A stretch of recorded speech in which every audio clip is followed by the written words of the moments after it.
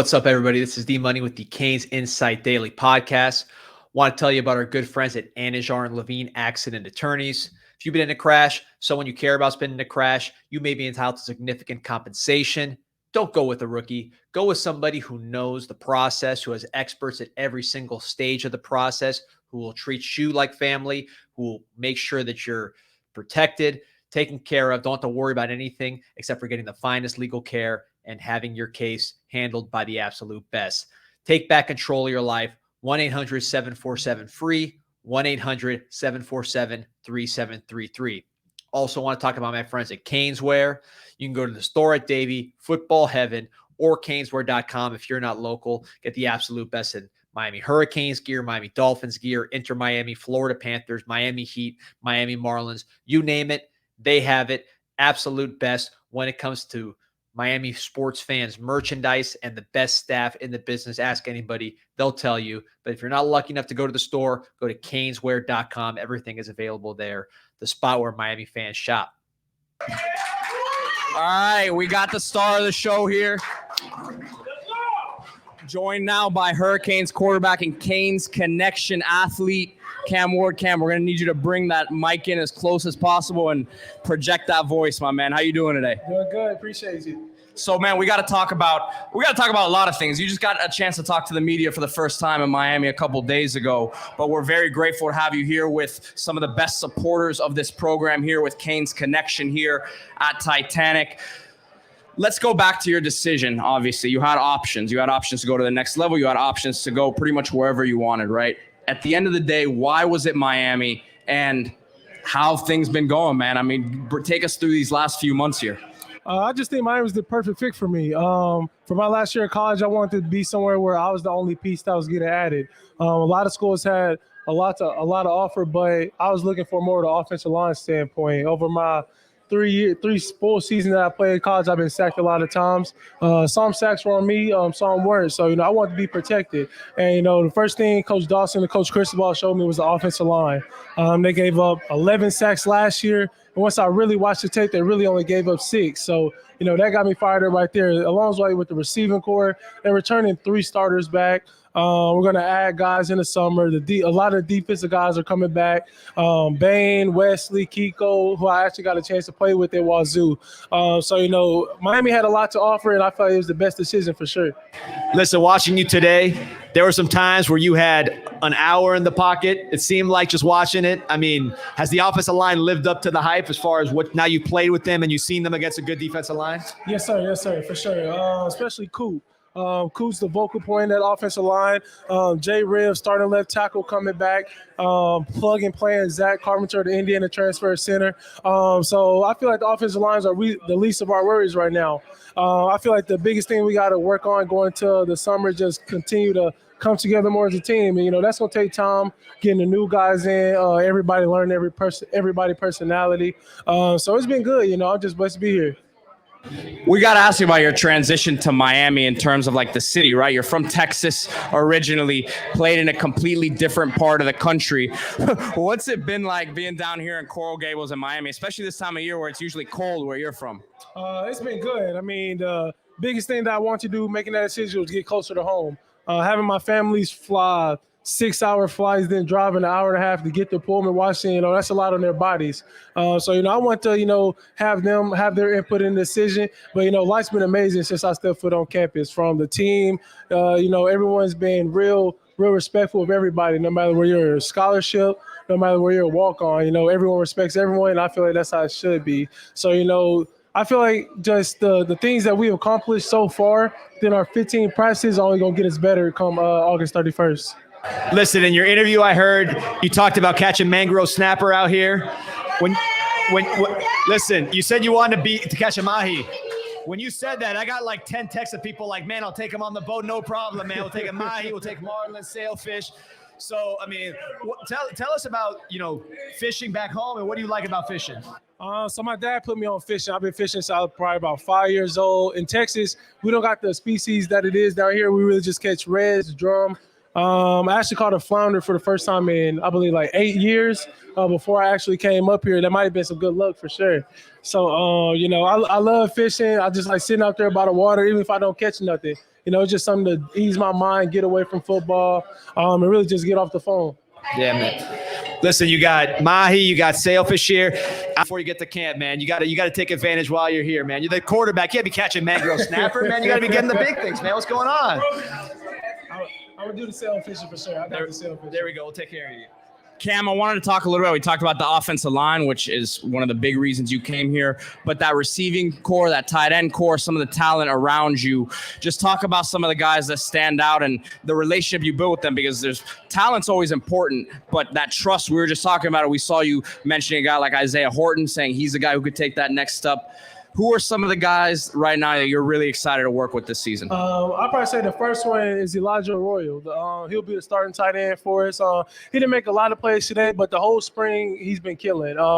Whether it's one-on-one matchups versus a linebacker, he's beat the corner a couple times on go balls. So I'm really excited to see where he's going to end up, this fall, because he's going to be a big factor in what we do offensively. And then also Elijah Lofton, a freshman, came in, one hands, two hands. I mean, I describe him as a Debo Samuel for us. You've seen him toting that ball a little bit today. A lot of people don't want to tackle him. And I feel like us, we're going to have a balanced attack, especially once we get Mark Fletcher back coming off injury. So, I feel like just what we're going to do offensively is it's going to be hard for defense to stop just because, we can throw the ball efficient. We can run the ball efficient. When you can do that, it's going to be a hard team to beat. Man, if we recruit another tight end named Elijah, we got to offer him right away, man, because we get some good luck there. But listen, as far as guys you could trust, certainly looked like you could trust number 7 out there today, Xavier Restrepo.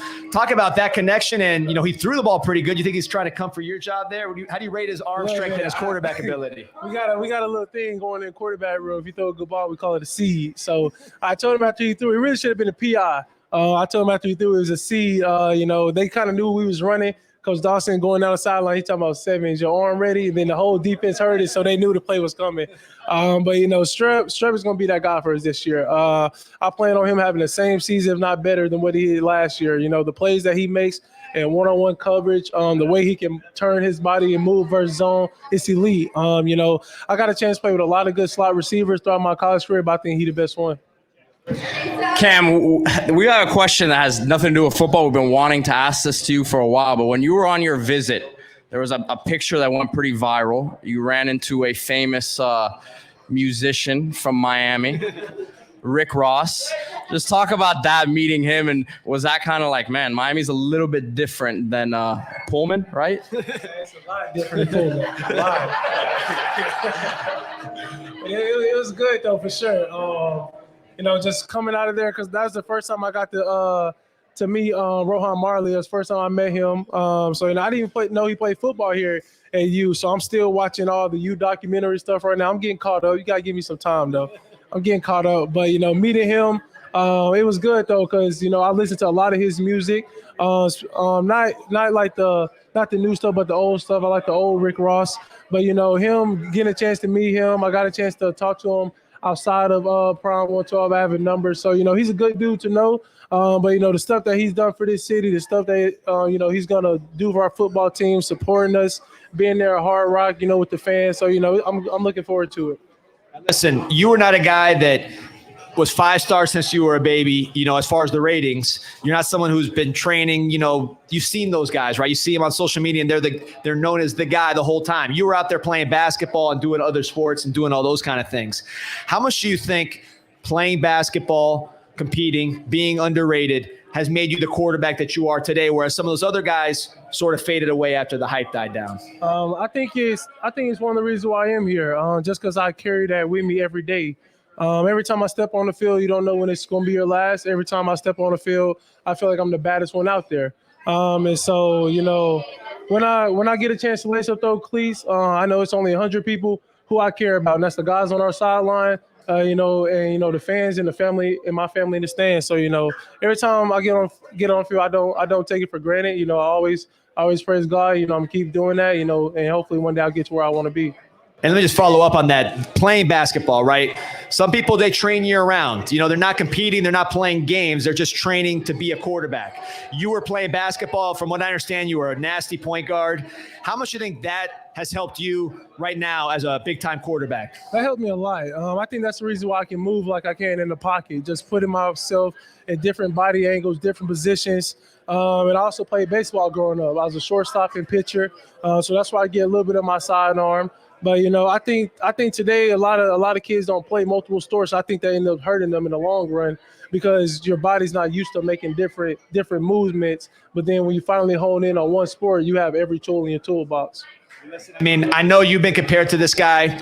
I can't help but do it. Another Texas quarterback who played baseball, played middle infield, played basketball, was underrated. And that's Patrick Mahomes. You know, you were doing a little bit of these shovel passes today and doing a little bit of razzle dazzle. So has he been an influence on your game as a Texas quarterback? For sure. He's one of my top quarterbacks I love watching. Him and Aaron Rodgers are really the main two quarterbacks I watch. Just because they both bring a different skill set. Pat, you know, he's known for all the playmaking, all the outside the pocket stuff, which is good. But the way I seen him progress since he got from college to the league, just went in the pocket. And I think Aaron Rodgers, just the footwork he has, the aura he plays with, how he flicks the ball, you know, it goes up match. And that's why those two are gonna. Aaron Rodgers, he's one of the best quarterbacks, and Pat's gonna end up being one of the best quarterbacks. Cam, you obviously face the defense every day in practice. Just talk a little bit about that side of the football and how you think that group is coming together. That group is going to be the reason why we win a lot of games. You know, the battles that we go through day in and day out of practice, whether it's the 1s, 2s, or 3s, everybody gets good work in. And, you know, the scrimmages really tell it all because we have a lot of periods in practice where it be scripted, but once we go call it, that's the real football. And, you know, you see those guys running to the ball. And it's not one play where you don't just see one person. Every play, 11 people running. And I think we added the right guys, like Mish Powell coming from Washington. I got a chance to play against him twice. He's a great player. Bain, we already know what Bain's about. So I think we have the perfect fit for offense and defense. The way we play on offense and the way they, you know, the way they can light you up under pressure, the way they know how to disguise blitzes. So I think they do a great job on the defense side. I know you met with some legends this weekend as far as Hall of Famers, you know, Devin Hester, right? Andre Johnson. I think Michael Irvin spoke to you guys too, right? You not only being a Hurricane, but being kind of the guy with a lot of responsibility on this team.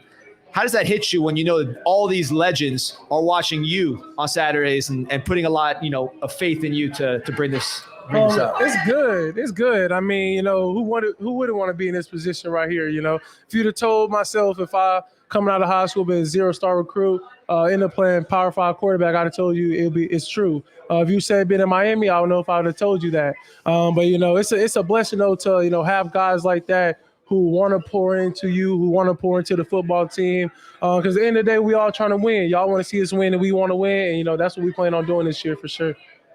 We'll get you out of here real quick. One question I wanted to ask you, though, for sure. I talked to the coaches, and I talked about your game when you were getting recruited by them. And the first thing they told me wasn't your arm, your athleticism, anything. They said IQ, off the field and on the field. So in terms of off the field, how important is it, the academic side and being a complete person to you and not just being, you know, a football player? It's a big thing. I was blessed to get a degree from Washington State, working on the master's here. But, you know, it's good because everything ties into being a quarterback. And I think being a quarterback, you have to, whether it's leading by example, leading vocally, depending on what type of person you are, you got to do it a different type of way. It's all how the team they're going to respect you at the end of the day. So, you know, I feel like I have my own unique style of, you know, getting guys to play together, getting team camaraderie. And, you know, at the end of the day, it's all about God. You know, he's going to bless you. You know, you keep blessing it. You keep praying. The blessing's going to come. Cam Ward, man. You have anything else, D? No, just thank you, man. Appreciate you joining us, and hope you have a great season, man. I know a lot of people really, really excited to have you here in Miami, man. So thank you. Appreciate it.